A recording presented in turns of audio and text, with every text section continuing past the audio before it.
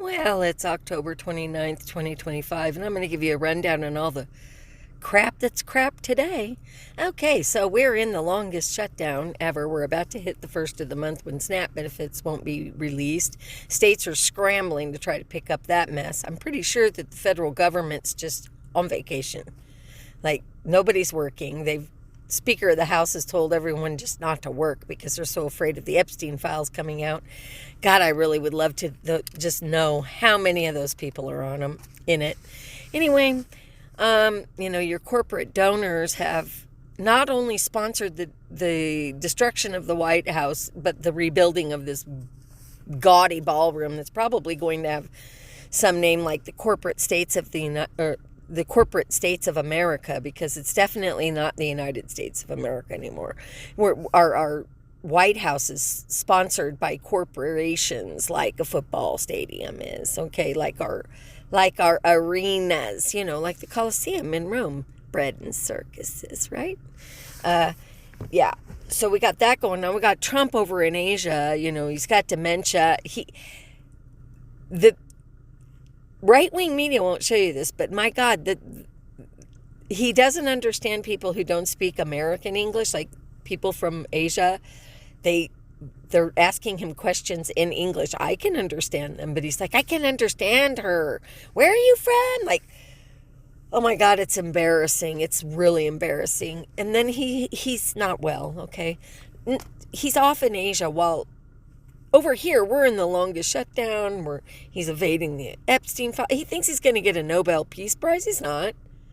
He's not. Not unless those become corporate sponsored. I don't know.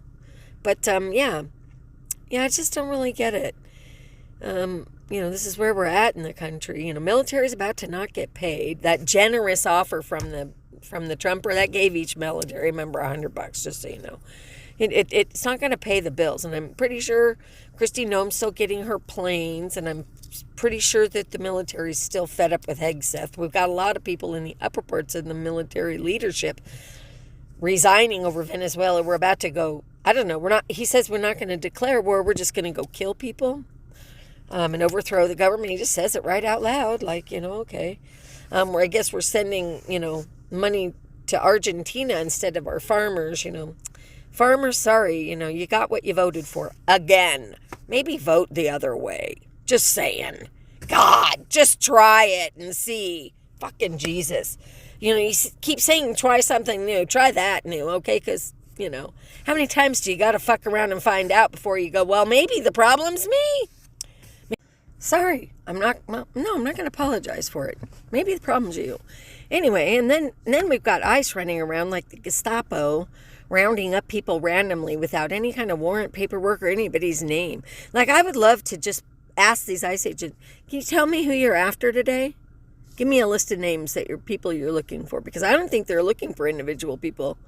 I think they just go to areas, they look for brown people, they do a sweep, they clean them all up, they see who runs, they look for your reaction, and then they just harass them. And then that's how 170 U.S. citizens have been rounded up. And I will say a couple of them are still being held. Oh, and we're running concentration camps. And I do mean literal concentration camps now. The one in Montana is massive. I'm about to go drive out and see it, actually. Yeah. Come springtime, that's going to be my mission. I'm going to sit outside that facility because, they don't even talk about that one, but it's big. It's huge, and there's a lot of people in it. There's a lady that's reporting, or she's a social worker. She's trying to help, and I have an idea. I think that we should all find out who's being housed in these places and then start advocating for the people individually by name, because the social worker said that as long as there's somebody on the outside advocating and checking on the people, they get less abused and they get more due process rights and get use of phones. So if the people on the inside could give us the names of the people that are in there that aren't getting advocated for, and then get that out to us, then we can start advocating on their behalf and calling our representatives and advocating for these people. Because honestly, this is ridiculous. We're running concentration camps in the United States. It's astounding. We've criminalized being homeless, We've criminalized being homeless. That makes me a criminal right off the bat because I live in my car. Yes, I live in my car by choice. And I could work. I have freaking master's degrees and 2 bachelor's degrees. And I'm very well educated. And I've worked for 25 years as a teacher and in dentistry and in labs and in social work kind of things, nonprofits, all kinds of stuff. I've even loaded cargo at the airport. Yeah, I'm not going to pay taxes. That's why I choose not to work, because I don't want to pay taxes anymore. Yeah, I really don't. I don't want to give them any more of my money. They misuse it. Meanwhile, the Israelis are still continuing to harass the citizens and the Palestinians of Gaza, which is not Israel. Okay, just so we're clear there. And they've broken that so-called ceasefire. There was never a peace agreement. I've yet to see, again, pen to paper. It's just not happening. Trump worries about this auto pen. And if you don't know what an auto pen is, it just means that it's a mechanical pen that does your signature. It's just like stamping a signature, but it's an actual ink and pen. And presidents use them when they have to sign their name 250 times, like the pardons for the J6ers. Trump, did you sign that yourself, or did you use a stamper or an auto pen? Or did you sign every one of those pardons for those people?